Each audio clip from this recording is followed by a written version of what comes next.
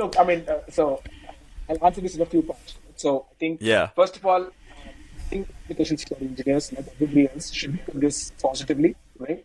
I Yeah. think there will definitely be jobs lost. Like, let's be very clear about that, right? But Okay. we don't know where and how. At least I don't know where and how. I think the way when you think about it is the fact that we have an awesome tool which helps us improve our productivity, right? And the really we should really be thinking about, hey, how can we, 10x or 5x or whatever the latest terminology is? How do we kind of improve our productivity to improve application security in our organizations, right? I think that really has to be the focus, right? Welcome to the Elephant in AppSec, the podcast to explore, challenge, and boldly face the AppSec elephants in the room. I'm Alexandra, your host, joined by my amazing co-host Tristan, a former security engineer and co-founder of Escape. Today, we're excited to have an amazing guest, Sandesh Mysore Anand, joining us. With more than 12 years of experience in security and working as a head of security at Razorpay, India's leading financial platform for payments and banking, Sandesh is now a founder of Seezo, a threat modeling tool. Its goal is to solve product security problems using GenAI. He's also the author of the Boring AppSec newsletter, a great resource for application security professionals that I'm also subscribed to. There, he recently published an article reflecting whether GenAI can supercharge your AppSec problem or not. So I found it very interesting and we decided to challenge him a bit around this topic. So hello Sandesh, I'm very excited to have you today with us on board. Thanks a lot for taking the time to be on our podcast. So I've recently read your article, and I think it was last December about GenAI, and I thought it would be a very interesting topic, for our listeners, since especially 2023 was literally like the year of explosion of Chat GPT and OpenAI, and I think within upcoming years, GenAI would make more and more impact on our everyday lives, not only like the professional lives, but also I think everyday lives. And I think the question that I had, like literally in my head, what actually inspired you to write about AI impact on application security? Was it actually the hype of the topic that inspired you, or was there any other specific reason? Yeah. So thank you for having me. I'm looking forward to this conversation as well. So I think, so take a step back, right? I mean, I've kind of been in application security for a long time, and cybersecurity people in general are skeptical of any new trends, right? So when the whole when I started my career, the cloud was taking off, AWS was taking off, and I'm like, why would anyone store their data in somebody else's data center? Right? That would never happen. And I was so wrong, right? And we're using cloud everywhere. So I think when blockchain happened, it was the same thing. I'm like, oh, this is 20-year-old technology, blah blah blah, etc. So in general, I think it's in our nature and in my nature to be skeptical of any new trends. So when ChatGPT first came out, I was like, hey, another chatbot. We have seen this before, right? And then I used it, right? And then when I used it, like most people, my mind was blown, right? So I was amazed at how useful it was, at how resourceful it was, and endless possibilities. And I think the first time I started thinking about, Gen AI and LLMs and security from a slightly different lens, right? I was looking at more using LLMs securely in companies, right? So I was at Razorpay back then, and I used to also kind of, help a few other friends, talking about application security. And, my first point of research was, hey, how do we secure LLMs is usage, right? What happens to all the prompts that we share with OpenAI? How do you stop prompt injection if you're using an open source model? What about hallucination? Right? What about data security? Right? So I think these were the questions that first came to me. Being a security person, that's the first thing you think about. But as the debate on that settled down, and I kind of got a good hang of what there is, I was still blown away by the technology. So the next natural question was, hey, so this is how we secure LLM. There's some open questions there, but what can you do with LLMs? Right? What can you do with GenAI in security? Right? And I think that was kind of the natural next question. And when I started thinking about it, there seemed to be endless possibilities. And I kind of want to, the way I usually think is I come up with a framework and I kind of put it out there on the blog. And then when people disagree with it, I learn more. And if they agree with it, then the framework is probably right. Right? So I kind of started thinking about what kind of a framework, where can we use GenAI and application security. And that's kind of when I came up with this thing where, a lot of aspects of application security involves reading documents, analyzing diagrams, basically understanding theoretical concepts designs, and then coming up with an analysis. Right? So vendor risk management is a little bit like that. Threat modeling and design reviews is a little bit like that. I would say vulnerability management is a little bit like that too, because you're looking at a list of vulnerabilities and then making sense of prioritization, applicability, exploitation, etc. Right? So I kind of feel like these are the areas. I felt like these are the areas where Gen AI can really help. Right? And around the same time, I was quitting my job and starting a company, and I was thinking about what problem I want to solve. I kind of figured that threat modeling is something that as AppSec people have loved doing for 10, 15 years now. I think 2008 was the oldest threat modeling video I saw, right? But we've never actually been able to automate and scale it, right? So I thought, hey, all of threat modeling is a big problem statement. Let's start with like design reviews, like incremental design reviews of every new feature that's built. And as I got deeper into the topic, this whole issue of using Gen AI to solve AppSec problems really intrigued me. And I thought, hey, I read a lot about it, so maybe write a post. Yeah, nice. I mean, the article is very, very interesting, and also very straightforward. So it's easy to read for like all different Thank you. Yeah. levels of Yeah. security Mm. experience, which is not always the case, but that was great. I think you raised like a lot of different important questions, and I had like a lot of questions, based on that. um, yeah. Yeah. So Sanesh, thank you for introducing the how you came to this article, and it's really great to see your experience. And I agree with that. The security people, they are like curious, but at the same time a bit doubtful of modernity and the new practices and new stuff. Like the new cool stuff Yeah. is always like something they're like yeah, doubtful about. And Yeah. in this specific case, you mentioned something very interesting, like threat modeling. So threat modeling have been something that was done by humans since the beginning of application Mm. security. We have had Yeah. automated code scanning, automated pen testing, automated cloud security, but threat modeling was always something that was done by humans. So if Yeah. now the computer, like the chat GPTs and LLMs are taking over threat modeling, what will be Yeah. left for the security engineers? What will be Oh, left for trust me. them? What if you're new in AppSec? What should you learn to not be replaced by a LLM in the future? Look, I mean, so I'll answer this in a few parts. So I think, Yeah, first of all, I think application security engineers, like everybody else, should look at this positively, right? I yeah, think there will definitely be jobs lost. Like, let's be very clear about that, right? But okay, we don't know where and how. At least I don't know when. I think the way when you think about it is the fact that we have an awesome tool which helps us improve our productivity, right? And we should really be thinking about, hey, how can we, 10x or 5x or whatever the latest terminology is, how do we kind of improve our productivity to improve application security in our organizations, right? I think that really has to be the focus, right? I think from an application security perspective, right? I think in the short term, nothing much changes. So maybe people use ChatGPT for a few things and things like that. But I think over the medium to long term, what happens is that what will happen, I think, is that the way we scale application security today is by hiring more people, right? That's the only known way to scale AppSec, right? So you do a little bit of code scanning, you do a little bit of automated pen test and bug bounty program and everything. And then to triage, you need people. More manual pen testing, more people. More threat modeling, more people. More vulnerability management, more people. Like that's been our approach to scaling application security. And I think that might change, right? So we may be able to truly scale AppSec programs by leveraging Gen AI instead of just throwing people at the problem, right? And I think that's a good thing. I think that's a good thing because hmm. sure, you may argue that there will be lesser jobs, but I think there will be better application security jobs now, right? Nobody likes doing vulnerability management day in day out, 365 days a year, right? So I think I'm positive about this for a change, right? Like I said, I started out being very skeptical about the technology, but I kind of feel like we've never been able to truly scale application security programs, and I think Gen AI kind of helps us get there. So I'm excited about it. Great. And there is a part, where you have to scale your or change, some and knowledge or competences as a security engineer. There's also organizational part. So Hmm. because of that increased efficiency, there's potentially more time that will be found, by organizations. And I think like the question, how would you reallocate this newfound time, for maximum Hmm. impact? Not only like Yeah. just relocate because you have it, but relocate, to actually drive that maximum impact there.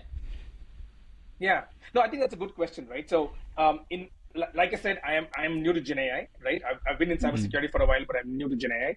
But I think the research that we've done at Seezo over the last few months, what it's essentially told us is that, you know, um, Gen AI is really good at automating like 80% of the easy tasks very quickly, right?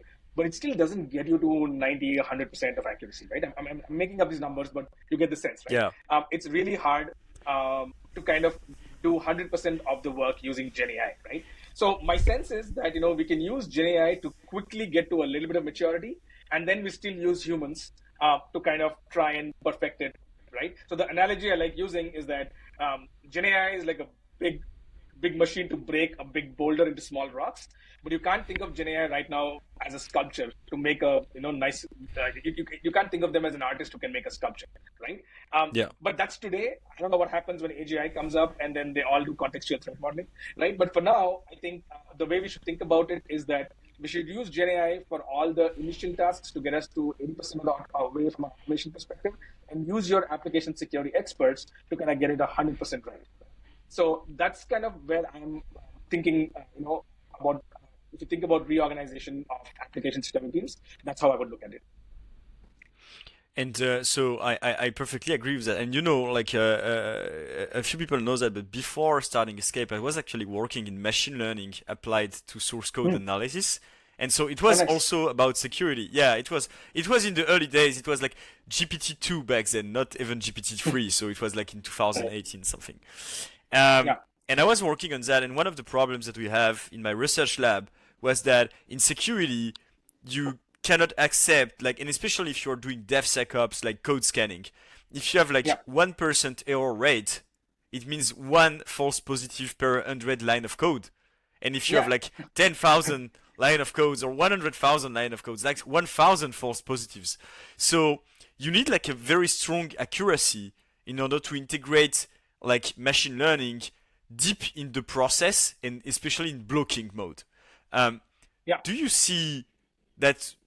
Do you think, because LLMs, they hallucinate a lot, like, right? They produce a lot of false results. So Yeah. do you see like LLMs and IA being implemented that deep up to like blocking pull requests, for instance, blocking deployments anytime soon? Or do you think for now it will more be like a smart assistant for humans and not like have the ability to block things by itself?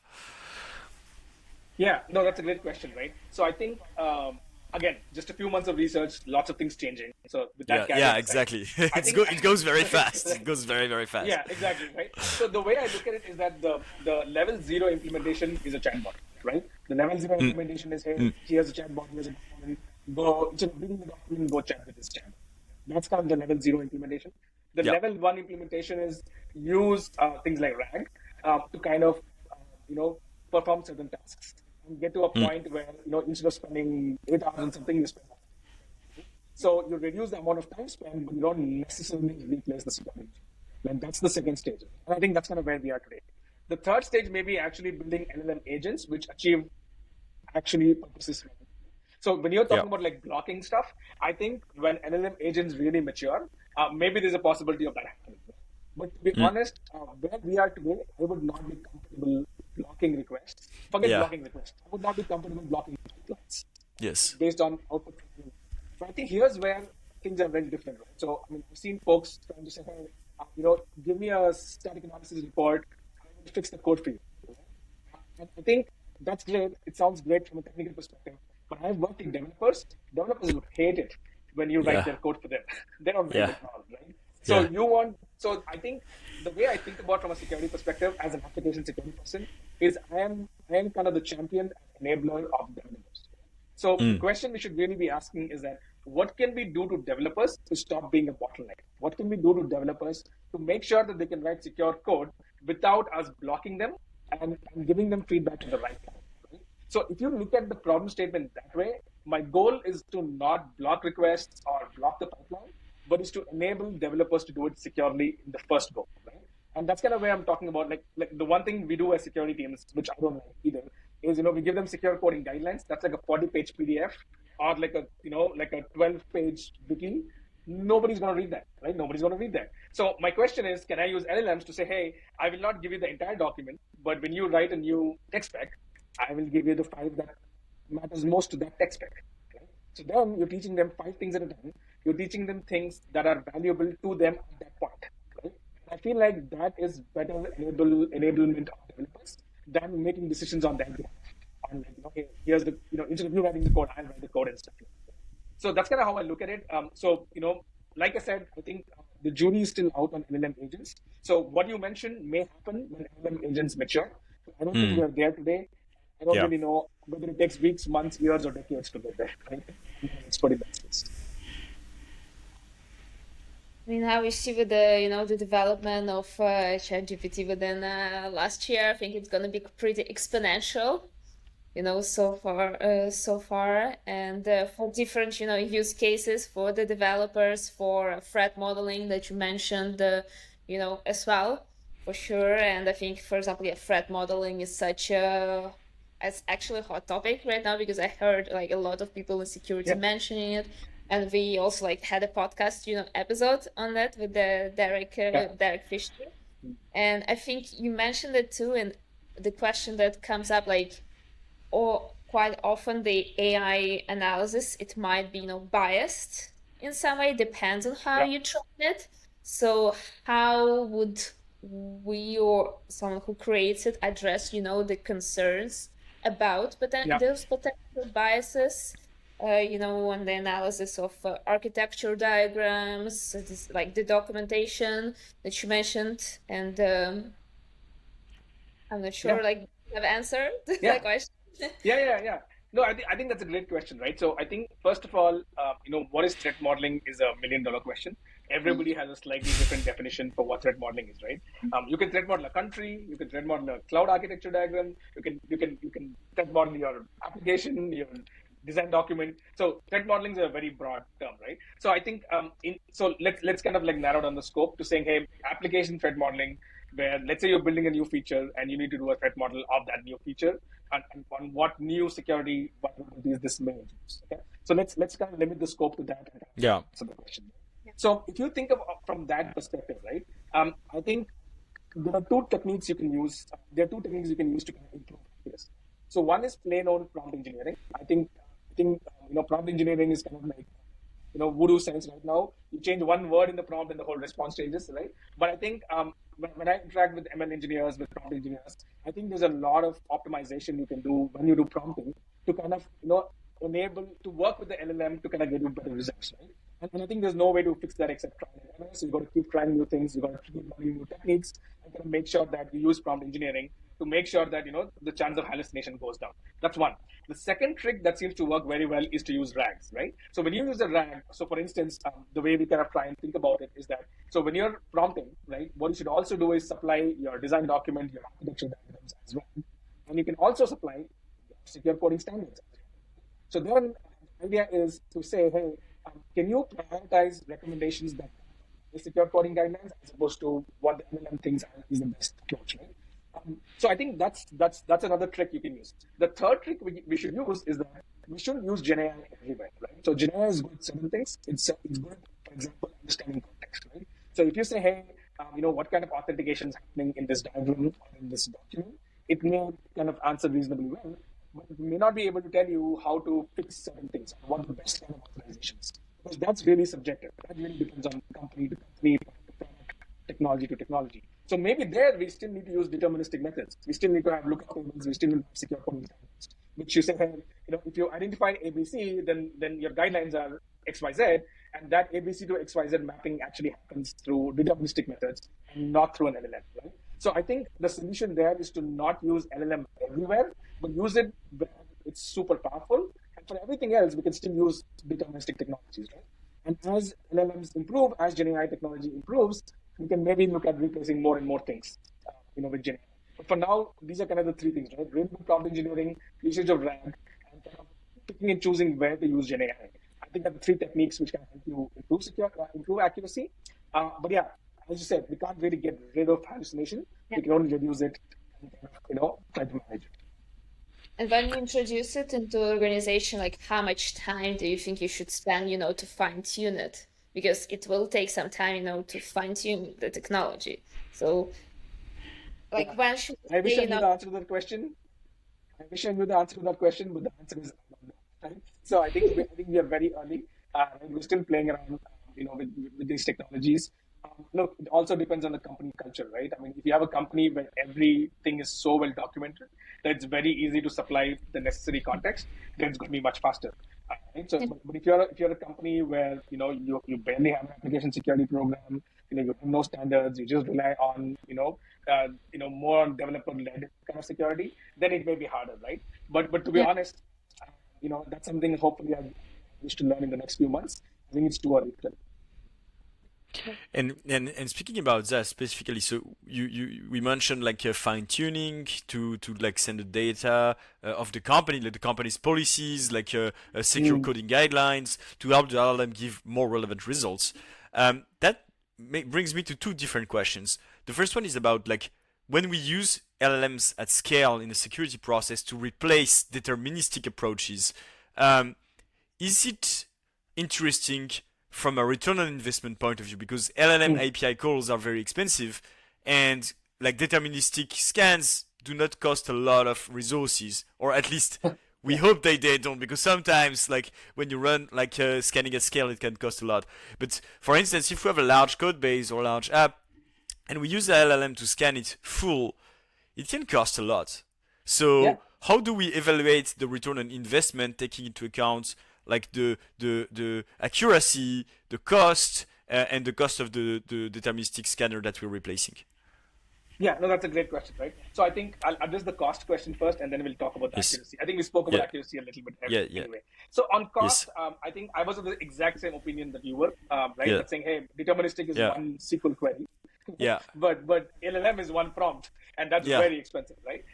Computationally expensive, money-wise Yeah. expensive, everything. I think as I've spoken to more people from the LLM industry, from Mm-hmm. in and out of machine learning, there are a Mm-hmm. lot of techniques they use to kind of improve stuff, right? So one is use deterministic where you can, like where there's no Yeah. improvement accuracy or latency, you use deterministic, and that's one. The second thing is that you can also play around with what kind of models you use, right? So for Yeah. example, if your goal is to do something really complex, if it's a really complex LLM operation, then you may want to use GPT-4T, which is the latest model. But if it's a simple task which you think any model can do, then maybe you can just rely on 3.5, right? So that's Yeah. one way of doing it. There are also a lot of ML ops tools, which are essentially like gateways that you can set up, where essentially Mm-hmm. it will pick the cheapest or the best, however you define best, model for the task that you're doing, right? So what they do is essentially it's a gateway where you can you can configure different LLM endpoints and then say, hey, for these kind of tasks, go to GPT 3.5. For these kind of tasks, go to Llama to XYZ, which is deployed on my own environment, so I don't have too many costs from an infra perspective. For these really complicated things, choose the best model possible. For these tasks, which are not super complicated but very time sensitive, choose the one with the minimum latency, right? So I think those options are available, right? So it's a hard machine learning problem, but something which I believe solutions already exist. The question is, there's always going to be a trade-off between simplicity, cost management, and Yeah. accuracy. It's meeting that kind of it's hitting that trade, which is going to be complicated. Right? But Yeah. it's something I think it's a solved problem in other areas of LLM applications. It's just that Yeah. we're going to bring that into cybersecurity. Yeah, of course. I understand that like the industry is just like starting to exist. Like right now, it's starting to structure itself, and we might have like more solutions to automate and to control the cost and to use the right model to pick automatically the right models in order for this kind of task.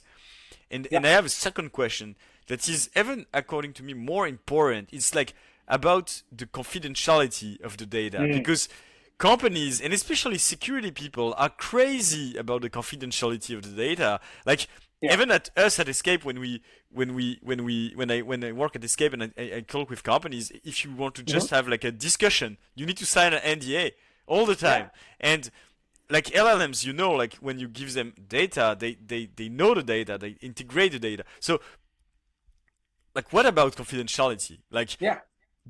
are we like will there exist services with external LLMs, or will it be only on premise with internal LLMs in companies that they run and operate themselves? Like, how do you see this happening? Like, will the Yeah, security people accept to get their security data in a large language model of another company?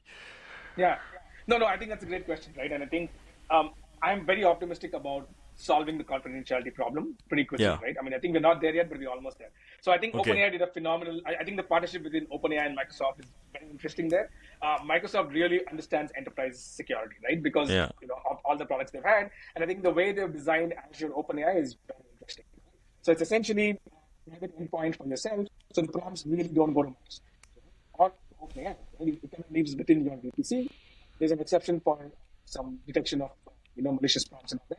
You can turn them off. Right? So I think if for a vast majority of simple use cases, if OpenAI is sufficient for you, then you can use Azure OpenAI or AWS SageMaker and other opportunities where your data doesn't really leave your cloud environment, right? Your private cloud environment. And today we already deploy our databases in AWS and in Azure.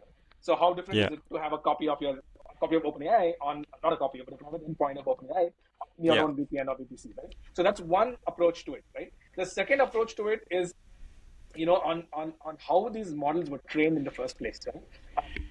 Is your company data used in training the latest GPT model or some other open source model, right? And these are much harder questions to ask.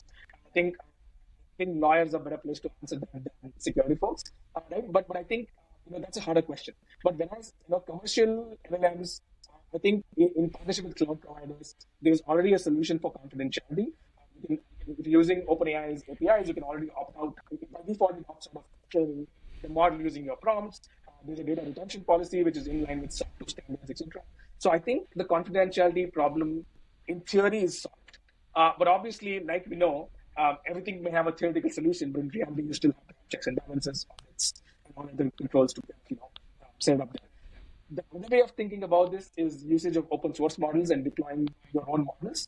Um, while in theory that sounds better for confidentiality, in reality that means you need to have the talent in your company to secure your LLMs, right? That's not easy to hire. That's not cheap to hire, Yeah. right? LLM engineers are very Yeah. expensive right now. So the Yeah. question really is that it's again a trade-off, right? Do you go work with do you work with Microsoft and Azure and OpenAI and companies like that, and agree with that and have a simple trade-off saying, hey, the copy of that will be on Azure. It'll be in my VPN, so I have control over it. But I pay a little extra for it, and there's a small chance of something going wrong there. Or do you say, hey, I'll self-host everything, but then I'm now responsible for all the security measures, confidentiality measures myself? Or do I say, hey, I'll not participate in this revolution because I feel like it's too insecure? I think every company will make its own decision, right? Depending on what you are and what you build, your answers might be different. But I think the answers are out there right now. It just depends on what each company wants to do. And how do you think each company should, educate yourself when they're trying to just, build this department? And actually, if a security person Yeah. wants to educate, the application security person wants to educate themselves on this topic, where should you go? Do you have any recommendations?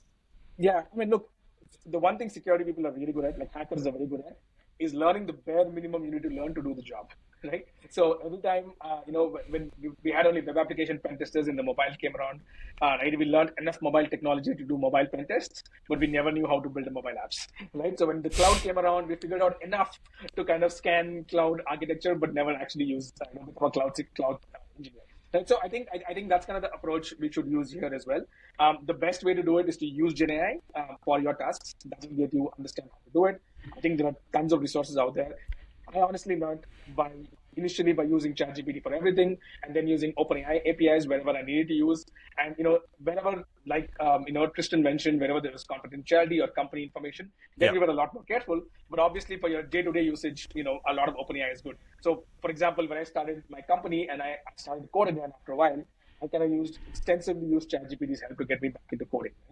I even use ChatGPT with my daughter to draw. Like she loves Do you Dali, use right? it every day?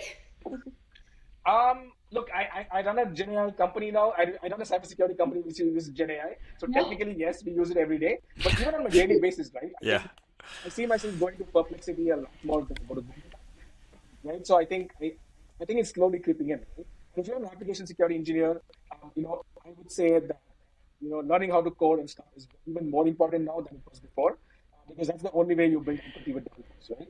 And it's much easier to do that now with GenAI and stuff. So if you're an AppSec engineer, my sense is that it's even more important to understand how to code, and you can use LLMs for that. You should also think about how LLMs can solve your problems, right? Only when it comes to kind of sending it sensitive data, confidential data, at that point you need to work with your organization to make sure you're meeting their policies. But in general, though, I think it may not be a bad idea to look at every problem and say, hey, can GenAI make it better? And if the answer is no, you can move on.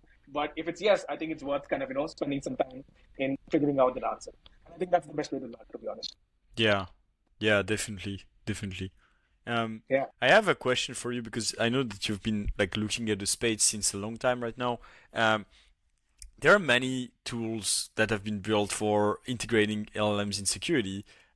What's your favorite? What do you have like a favorite tool, like an elegant integration of LLMs into a security process? It can be open source, it can be free, it can be like a proprietary. Like, do you have like a good example that you like? No, I think we're too early. I think Okay. everything we have seen so far is in the like I told you, right? You start with chatbot, you go with integration, and then you go to agents. Everything is Yeah. in the 0 or 1 space. I think it's interesting. I've definitely seen some bad examples, but I don't want to talk about that. Maybe offline. Okay. But I think No, it's we can very talk early. about it online. There is no problem with that. Nah, look, everyone's working really hard, and I think it's a good time to cast a wide net and try everything you can, even if it's a Yeah. little bit crazy, uh, Yeah. right? And I think that's okay. But look, I think it's a starting point. Clint, who runs a newsletter called the AppSec, Yeah. I think he had a amazing presentation on all the different use cases for in Yeah. cybersecurity for using GenAI. I love that. I think there were some phenomenal examples there. Okay. I forget the name of the company. There's one company which is doing a really good job at vendor risk management using Okay. GenAI. Okay. I've read their docs. I've spoken to some people who've used them. I think they're kind of getting it right? But in Okay. general, I think all of us should assume that we are at level -1 of maturity, right? And that there's a long, long way to go. So that's how I would answer. Yeah. Yeah. Okay. Yeah. Great. And I think yeah, the last question that we always ask at the end of the podcast, do we have any book recommendation for Ooh. application security professionals that are listening to us? Oh, okay. Book recommendation. I will go look at my Amazon now. Let's see. I haven't It's thought too about. books are too old. We are LLMs in the cloud now. Yeah. I'm trying to think about a book, right? So in general, here's how I think about books. I think, how do I say this? I think for the latest information and things, I think books are a source, like Kristen said, because there's so much change which is happening, and books are like a static resource.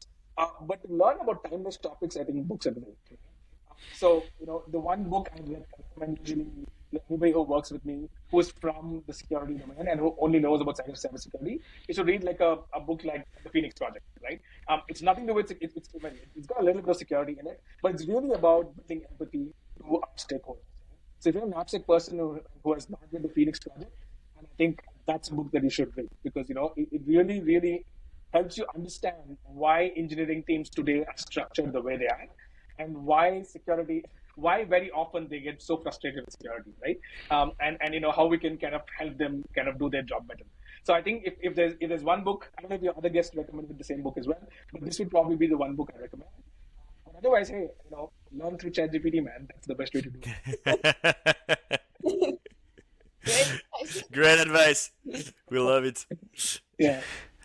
Thanks a lot for answering our questions and being on the podcast. I think we really enjoyed this conversation. Super interesting. Let's see how GenAI develops already within the upcoming months, quarter, or year. I think Yeah. maybe in a year, we meet and the market is gonna be like completely different, probably. So Yeah. Well, yeah. Let's hope hopefully. GenAI is not the new NFT, right? So we'll see how it goes. Well, thank you. Great, thank you, Sandesh. It was really great to have you today as a guest, and super excited about where this is going.